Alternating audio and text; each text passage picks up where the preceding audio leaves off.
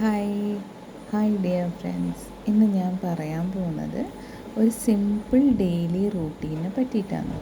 Okay, ഒരു simple daily routine എങ്ങനെ ഉണ്ടാക്കാം, അതിന് വേണ്ടിയിട്ട് നിങ്ങൾക്ക് ഒരു പീസ് ഓഫ് പേപ്പർ, ഒരു നോട്ട്ബുക്ക്, അല്ലെങ്കിൽ എന്തും ആയിക്കോട്ടെ, ഒരു ഡയറി, അല്ലെങ്കിൽ എന്താ പറയുക, നിങ്ങൾക്ക് ഇഷ്ടമുള്ളൊരു ബുക്ക് എടുക്കുക. പിന്നെ നമ്മൾക്ക് വേറൊന്ന് ചിന്തിക്കേണ്ടത് വെച്ചാൽ നമുക്ക് കുറച്ചും കൂടി കംഫർട്ടബിൾ ആയിട്ടുള്ളതായിരിക്കണം. നമുക്ക് ചിലവർക്ക് ഭയങ്കര അട്രാക്റ്റീവായ ബുക്സ് ആയിരിക്കും താല്പര്യം. ചിലവർക്ക് ഭയങ്കര എന്താ പറയുക, സിമ്പിളായിട്ടുള്ളൊരു പേപ്പർ മതി. അങ്ങനെയുള്ളവർ ആ രീതിയിൽ ബുക്ക് എടുത്തിട്ട് നമുക്ക് ഡെയിലി റൂട്ടീൻ തുടങ്ങാം. ഓക്കെ, അപ്പം അതിൻ്റെ കാര്യങ്ങൾ ഞാനൊന്ന് പറഞ്ഞുതരാം. ഞാനെടുത്തത് ഒരു ഡയറിയാണ്. ഈ ഡയറിയിൽ നമ്മൾ ആദ്യം ഇത് ചെയ്യേണ്ടത് എങ്ങനെയാണെന്ന് വെച്ചാൽ, നിങ്ങൾ ഈ വീഡിയോ കാണുന്നത് ചിലപ്പം നിങ്ങളൊരു മോർണിംഗ് ടൈമിലായിരിക്കും, ഈവനിങ് ടൈമിലായിരിക്കും, നിങ്ങൾ ഏത് ടൈമിൽ കാണുന്നത്. ഈ വീഡിയോ കാണുന്ന സമയത്ത് നിങ്ങൾക്ക് അത് കഴിഞ്ഞിട്ട് കുറച്ച് വർക്ക് ഉണ്ടാവുമല്ലോ. ഇപ്പം ഹോസ്റ്റലിൽ നിൽക്കുന്നവരാണെങ്കിൽ അവർക്ക് അമ്മേനെ വിളിക്കണം. Okay, call mom.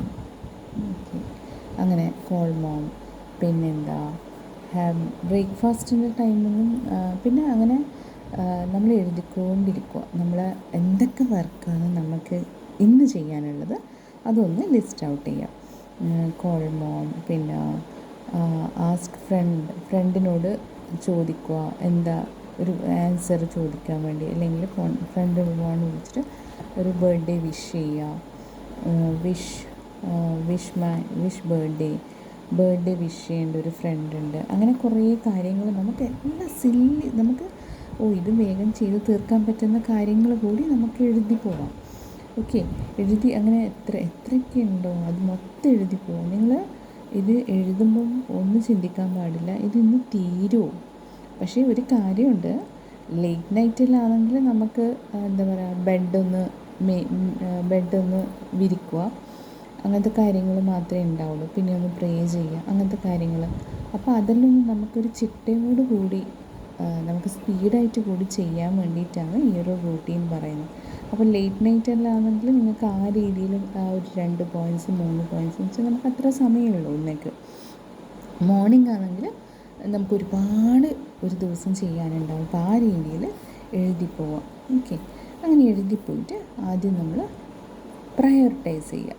Okay, prioritise ചെയ്യുന്നത് എങ്ങനെയാണ്, നമുക്ക് എളുപ്പം വേഗം കുറച്ച് സമയം കൊണ്ട് ചെയ്യാൻ പറ്റുന്ന കാര്യങ്ങൾ അതിന് പ്രയോറിറ്റൈസ് ചെയ്യുക. അതിന് 1 എഴുതുക, പിന്നെ അമ്മനെ വിളിക്കുക, എന്നിട്ട് അടുത്തുള്ള ഫ്രണ്ടിനോടൊരു ഡൗട്ട് ചോദിക്കുന്നതാണ്.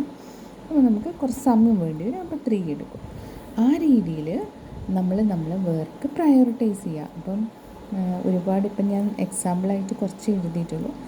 നല്ല രീതിയിൽ പ്രയോറിറ്റൈസ് ചെയ്തിട്ട് ഒന്നും നോക്കണ്ട, നിങ്ങൾ ഈ ഫോൺ മാറ്റി വെച്ചിട്ട് നിങ്ങൾ ഫസ്റ്റ് പ്രയോറിറ്റൈസ് ചെയ്ത രീതിയിൽ ആദ്യം വർക്ക് ചെയ്യുക.